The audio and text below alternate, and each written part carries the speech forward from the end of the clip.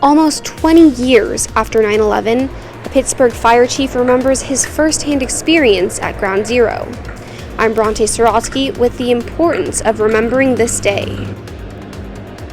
The 4 states' most watched news starts now. Bronte Sorotsky spoke with Pittsburgh's fire chief about his time as a 9/11 hero. Check it out. 20 years ago, most Americans remember exactly where they were and what they were doing the moment they heard the World Trade Center collapsed. For Pittsburgh Fire Chief Dennis Riley, although it's been 20 years, he feels like it happened only 10 minutes ago.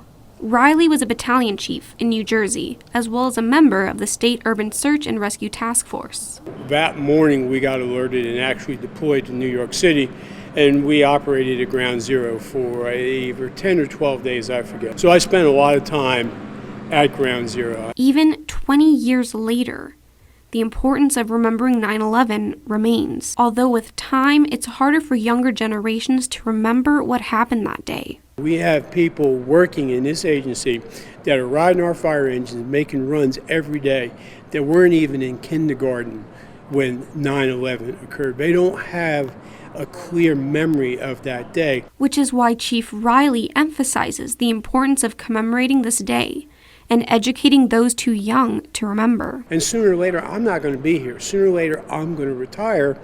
And that message needs to live long after I'm gone.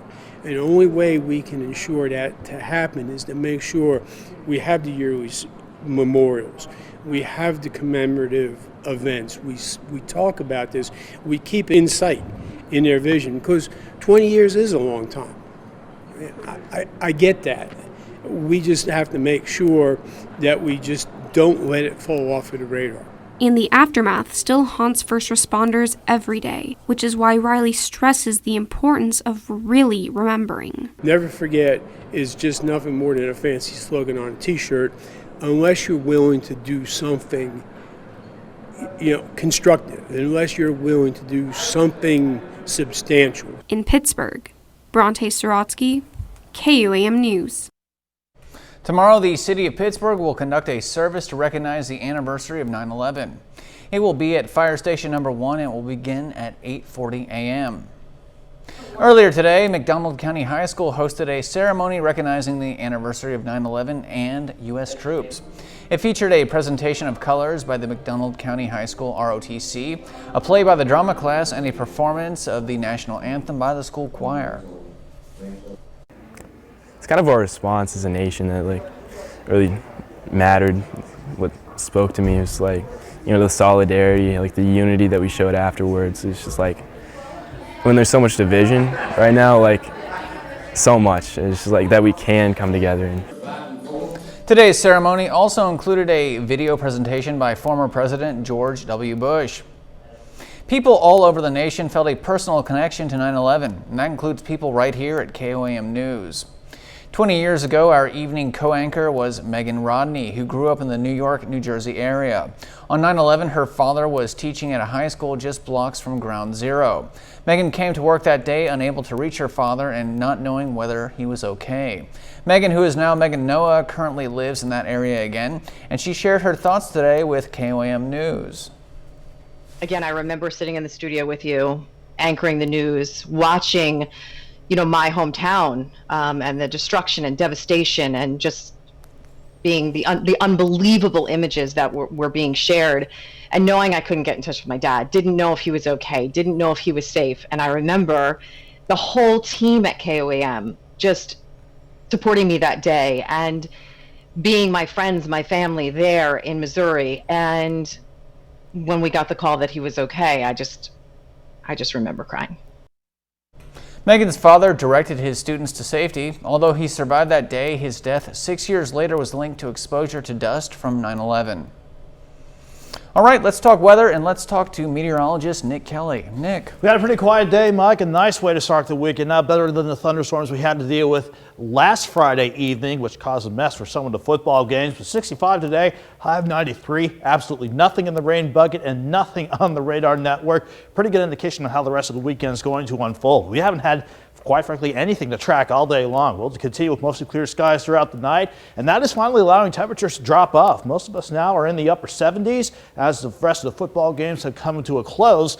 And from here on out, I see us dropping back into the upper 60s to about 71 degrees. Sunny skies to start the day. We'll keep it mostly sunny tomorrow, but despite the southwest breeze wanting to pick up, we'll go a little hotter with highs around 95. We'll break down the rest of the weekend and figure out when we'll see our next chance for rain. Here in a bit, Mike. All right, sounds good. Thank you, Nick.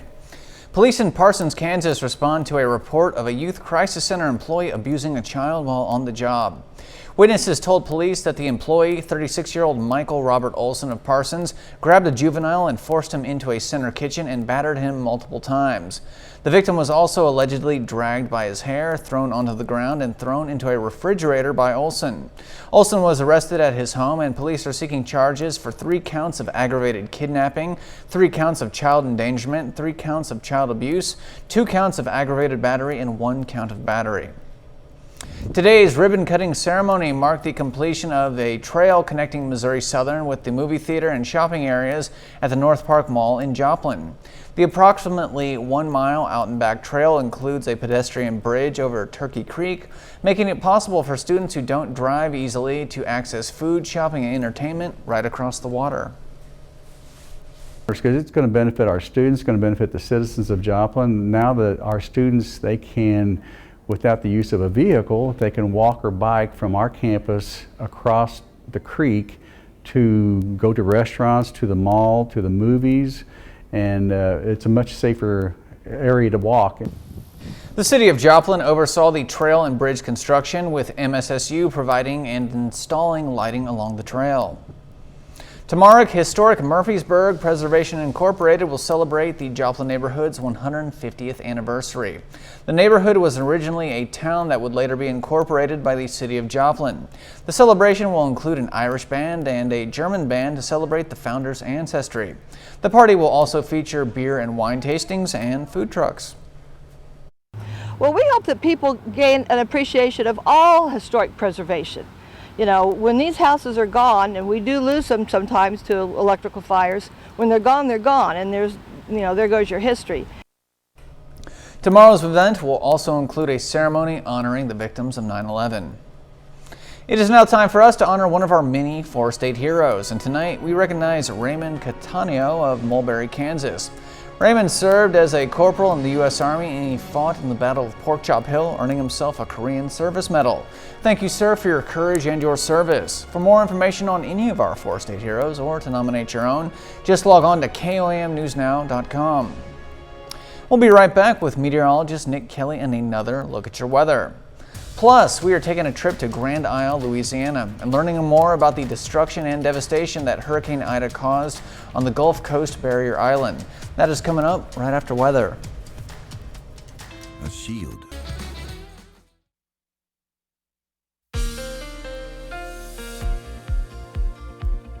Unlike last weekend where we had to track scattered rain and storms to get our Friday evening started, we kept things much quieter this time around. Let's venture outside to see what's going on.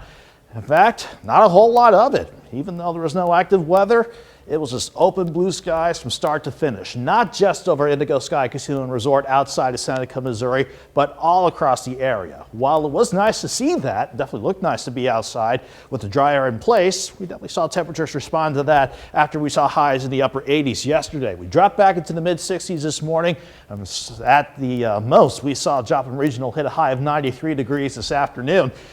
Again, nice to see absolutely nothing. Remember this time last night when we had some scattered rain and storms causing a mess with some outdoor plans and a couple of football games as well. None of that this time around. The radar's been clear all day long, and that's how it's going to stay, thankfully, as we go through the rest of the weekend. 7th range line, traffic's light, skies above are clear, 77 degrees. Just feels a little bit warmer, even though dew points are in the upper 50s. It only feels like 79 degrees outside. Most of us are in the mid to upper 70s right now at the top of the 9 o'clock hour. Maybe trying to hold on to a lone 80-degree reading. But even at this point in the night, compared to last night, temperatures are running anywhere from 2 to 7 degrees above where we were last night. Still a pretty comfy night, and we will drop back into the upper 60s to lower 70s as we continue with mostly clear skies here and all across the 4-state region for that matter. And easy to see why, even though high pressure closest to us is actually over the southern Appalachians. It's keeping that southerly breeze in place, the quiet skies in place, not to mention the upstairs setup as well. Here's your jet stream setup, your next upper level ridge. Wanted to bring some more summer heat back in, but for now, as long as that jet stream's close by, it didn't get too terribly hot, thankfully, as we continue throughout the day. So where do we go from here? Thankfully, we'll just keep things quiet. That's a definite. And as far as temperatures go, everyone is still going to drop off. Even with that south breeze at 5 to 15 miles per hour, I see most of us dropping back to 71 first thing in the morning. And we'll just continue with quiet skies all day long tomorrow. But that southwest breeze, it'll pick up, especially in the afternoon at 15 to 25, maybe a gust near 30. And you can see how it sends us to 89 by noon, 95 for downtown Joplin. I think everyone is pretty much fair game to go back into the mid 90s, but the humidity doesn't come back. So at the very least, we can look at that as a good silver lining. Sunday, Monday, we're still on the hot side of the jet, but not a big increase in humidity, so we'll keep dry with highs in the lower 90s going into Sunday and Monday. Then Tuesday, Wednesday, we see that front to the north and the jet stream setup come on in. That is going to be our next best shot for rain and thunderstorms, primarily Wednesday. You can see in the 7-day forecast, maybe a few lingering thunderstorm chances on Thursday. So we got to be a little patient if you are looking for more rain. But as far as temperatures go and the weekend goes, looking okay. 95 tomorrow, 93 on Sunday, lower 90s Monday and Tuesday. And when those rain chances finally kick in, Mike, we'll enjoy highs back in the 80s. All right, I'll take it. Thanks so much, Nick. People who live on Grand Isle, a barrier island on Louisiana's coast, are slowly returning to survey the damage from Hurricane Ida. Fox News' Rebecca Castor reports on what's left for people to come home to. The damage is immense here. Nearly every neighborhood looks like this one, with homes ripped apart and in some cases just the stilts remain. Now people will have to make that decision on whether they'll rebuild or leave the island. The cleanup is just beginning in Grand Isle. For days, flooded roads kept people from returning. Now nearly 2 weeks since Ida hit, many are seeing the devastation for the first time. It's a big difference here since the last time I seen it. It was a lot to take in, I know that. Brennan Young's grandfather lives on Grand Isle. Today, the family is relieved he'll be able to rebuild.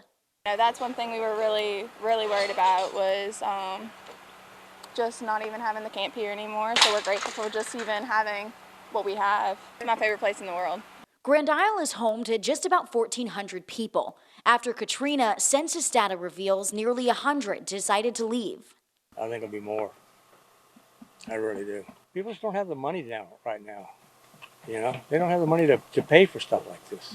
Jim King was one of the few who stayed in Grand Isle during Ida. His house is also one of the few that held up. It was grateful. It did, you know. When I built this one, I tried to build this above the codes that they call for. But while King's house is still standing, it will likely be weeks before he has electricity or running water. That's all I got.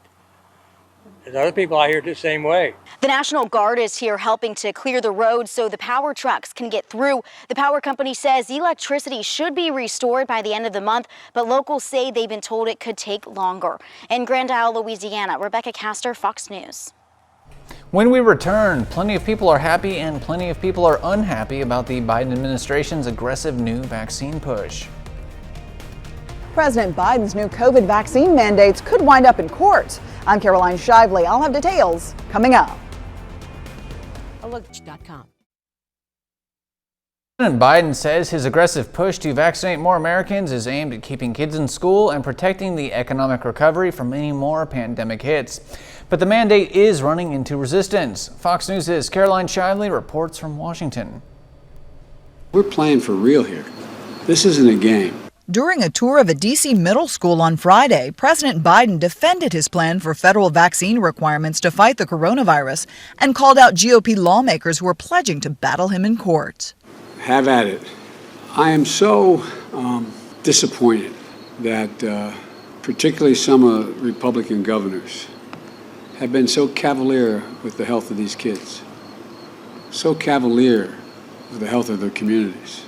The plan would mandate vaccinations for executive branch employees, contractors who do business with the federal government, and workers at healthcare facilities that receive Medicare or Medicaid. It would also make companies with more than 100 employees require their workers to be vaccinated or get a weekly test. Companies who don't comply would face fines up to $13,600 per violation. The Republican National Committee has pledged to sue the administration to block the rules, and a number of GOP governors call it an overreach of federal power. At the end of the day, we don't live with a one-person rule in this country. We live in a constitutional system which people's rights are respected. President Biden's new vaccination mandates include 100 million workers, nearly 2/3 of the U.S. labor force. In Washington, Caroline Shively, Fox News.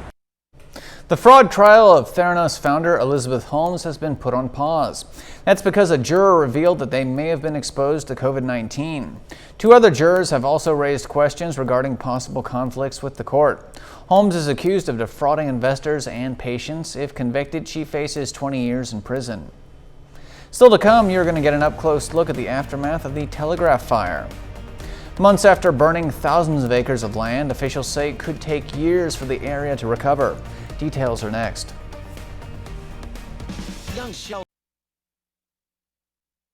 Welcome back to your News at 9.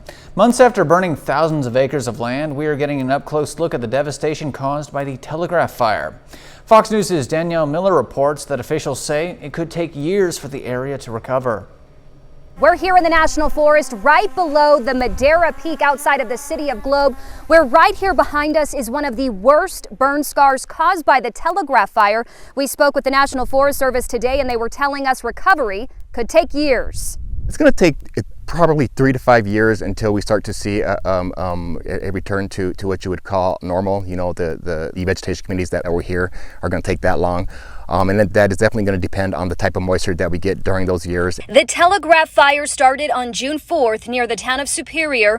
It made it all the way to the area of Dripping Springs, in total charring 181,000 acres. Telegraph fire made it from Superior, essentially town of Superior, to town of Globe in about 2 days, which was faster than really anybody had ever seen. The fire stripped the already drought-stricken mountainside of vegetation, leaving a devastating scar. The area of Tuxedo Junction, which you see here from the Skyfox drone, was one of the most impacted areas. Roads in the area are still closed. This lower country here where it's still real black, this is all Telegraph. And then as you come up to the 651 road here, that was the holding feature for the 2017 Pinal fire. This scar has made recent flooding in the area worse after monsoon rains. We essentially received a year's worth of moisture in about 30 days. Telegraph fire is obviously a major contributing factor. People are seeing, when you go into town, you see a lot of black, a lot of the color, the watercolor is very dark. It's full of debris and things like that. Both Adam Bromley and Mike Martinez with the National Forest Service say although there's no rain in the immediate forecast, people, especially in this area, should always be on high alert. We'll be right back with more news. Cox Health virtual visits in school. On Thursday, North Korean leader Kim Jong-un paid his respects to the country's past leaders. Celebrations have been taking place in Pyongyang this week to mark the country's 73rd anniversary. On Wednesday night, the annual parade was held, but it was different from those in the past. This year's parade didn't feature large military and missile displays. Instead, it highlighted healthcare workers in gas masks and red hazmat suits. Well, stay right there. We've got a lot more news headed your way, as well as another look at your weather with meteorologist Nick Kelly and your KOAM Sports Report with Sports Director Jacob Leonard. That's all coming up right here on your KOAM News at 9 on Fox 14. And when we return, Casino in Miami, Oklahoma. Welcome back. Wells Fargo has been smacked with a $250 million fine. One of the bank's top regulators says the bank failed to fix issues with its mortgage business. Those problems were first flagged in a 2018 investigation when it was discovered that Wells Fargo harmed home loan customers. The bank was asked to make restitution and improve risk and compliance management practices. This is yet another setback for Wells Fargo 5 years after it was caught making millions off of fake customer bank accounts. It's called Operation Hammer Strike. Over in the Golden State, the San Bernardino County Sheriff's Department is hoping to deal a striking blow to illegal marijuana grows. Fox News' Christina Gonzalez got an exclusive look at a pot grow house bust. Sheriff's Promise search warrant! Yeah. San Bernardino County Sheriff serving search warrants at illegal marijuana grow houses in desert communities near Barstow. Hidden behind reinforced fences and tall sand berms, there are structures packed with marijuana plants and processed product. How much does this go for? $1,000 a pound. Once it gets back east, triples in value. San Bernardino County has seen an explosion of illegal grows, especially in desert communities like Newberry Springs. 1,205 known illegal cultivations, and my best estimate is probably at least another 1,000 that we're not aware of yet. Investigators saying the illegal grows are run by cartels from Mexico, even China, who bring in workers illegally across the border. Coming out. This group, originally from Laos, say they came from Wisconsin a week ago. Here to find job. What did they tell you about this job? For trimming and stuff. She says she just got here before dawn from Sacramento. She's from the Dominican Republic and he is from Mexico. There is no other field work. He echoes the others. The conditions some of these field people are living in are horrendous. You can see the outside. Follow me in here. Now, I wish you could smell this because it's the smell of urine, it's the smell of decay. And take a look in here. This is where these people are living at. You got to remember that for a lot of these people, the situation that they may be coming from, this is a better life for them. But life is getting worse for the residents in these communities where some are moving out and those staying say they are afraid. They walk around with guns to intimidate the local folks here. Local farmers growing legal crops like this pistachio field next to one of the grow houses are suffering as their water is taken with non-permitted wells tapping into the local water sources. Electricity, that's also stolen in dangerously rigged up setups with cables running all over. Now, if the plants have enough buds and they're ready to harvest, they actually have to cut everything down and take it with them. 4 warrants later, deputies seize almost 4,000 plants and over 1,000 pounds of processed product valued at almost $3 million. They also arrest 14 people who are cited for misdemeanors, a pet peeve for San Bernardino Sheriff Shannon Dykes. With Prop 64, it took illegal, not legal, illegal cultivation from a felony to a misdemeanor. And when you have a $500 fine, and on some of these, we call them plywood grows, the small ones, they make $1 million, the fine is negligible. So we're working with the county. We're talking about a per plant ordinance in terms of a fine and hit people in the pocketbook to drive this out of our county. Prince Andrew has been hit with a lawsuit by one of Jeffrey Epstein's accusers. Virginia Giuffre has accused the Duke of York of having sex with her when she was underage. She also alleges that this took place while she was being abused by the prince's friend, Jeffrey Epstein. The prince, who is the son of Queen Elizabeth, has denied the allegations and says he does not recall meeting the woman. Epstein died in August 2019 in a Manhattan jail cell from what has been officially ruled as a suicide by hanging.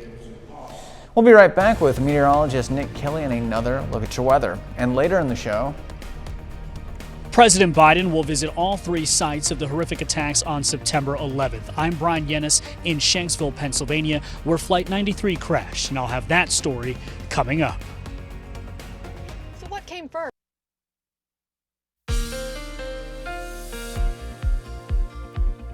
This time last week, we were unfortunately tracking some rain and thunderstorm chances that jumped the gun and got going during the evening, but not this time around. Mother Nature gave us this. Mostly sunny skies, in fact, completely sunny skies from start right on up until sunset this evening. Not just over Indigo Sky outside of Seneca, Missouri, but all across the region, since we did not have a single cloud or single drop of rain to track throughout the course of the day. And just to make doubly sure, remember how this was going to work out last week with those rain and thunderstorm chances popping up? Nothing out there at 9:37 on this Friday night. So no wonder we're looking good. From 7th and Range Line from the east side of Joplin, we're at 77. South breeze at 8. Thankfully, it's not carrying much in the way of humidity. It's still pretty low at 52%. But a little bit of humidity is making it feel like 79 degrees in downtown Joplin. But much of the area is looking okay as far as temperatures go. Remember, we topped out in the low to mid 90s today, so temperatures have fallen off pretty good. Most of us in the mid to upper 70s right now. Compared to where we were this time last night, it was about 2 to 7 degrees warmer, but we'll certainly take it considering temperatures are continuing to drop as we continue with mostly clear skies here. Not just here, across the entire four-state region for that matter. A couple of reasons for that. One, this area high pressure. Even though it's centered in the southern Appalachians, it's still strong enough to keep us dry and keep that southerly wind going. I do also want to note, though, that this next front to the north, it's something I'm watching, but it's going to take its time before it gets here. Second reason why we're quiet, the upper level setup. Even though we're on the hotter side of the jet, this upper level ridge is keeping the worst of the heat off to the west for much of the weekend. And thankfully, it's not packing much in the way of humidity. So even though temperatures will be running on the hot side, at least we're getting a break from our highs in the 90s as we go into the overnight and to start Saturday morning out. Mostly clear skies, and despite a light south breeze, occasionally pushing up to 15 miles per hour, we will have overnight lows in the upper 60s to about 71 degrees. Fast forward throughout the day tomorrow, the southwest breeze might pick up at 15 to 25, but again, not packing a lot of extra humidity. So while it may be 89 at noon and 95 degrees in Joplin, with much of the area topping out in the mid 90s for highs, it's not going to be a humid day with highs in the mid 90s. So at least that's one silver lining that we can definitely look forward to. Moving beyond tomorrow, here's Sunday. The upper level high kind of splits, and you can see how it still leaves the jet stream just to the north for Sunday and Monday. That keeps us dry with highs mainly in the lower 90s. Come Wednesday, though, that front I pointed out to the north, it will come our way with the sinking jet as soon as we hit Wednesday. That's going to be our next best shot for any scattered rain and thunderstorm chances, and not to mention a nice drop in temperatures as soon as we hit the middle of the week. But 95 tomorrow. Thankfully, it's not a humid 95 tomorrow. 93 Sunday, lower 90s Monday and Tuesday. And again, Mike, once those rain chances pick up and that front works in, we'll enjoy a couple days at least with highs mainly in the mid 80s. I hope so. I'm ready for those 90-degree days to take a hike. All right, coming up in sports, we'll hear from the voice of the Chiefs, Mitch Holthus, as the team prepares for Sunday's season opener. Plus, Missouri Southern football makes some new young fans ahead of their first home game. Jacob Leonard has that and a whole lot more coming up. Saturday marks 20 years since the September 11th attacks, with memorials and ceremonies taking place across the nation. Fox News' Brian Yennis takes a look at how the President and First Lady will be spending the somber day.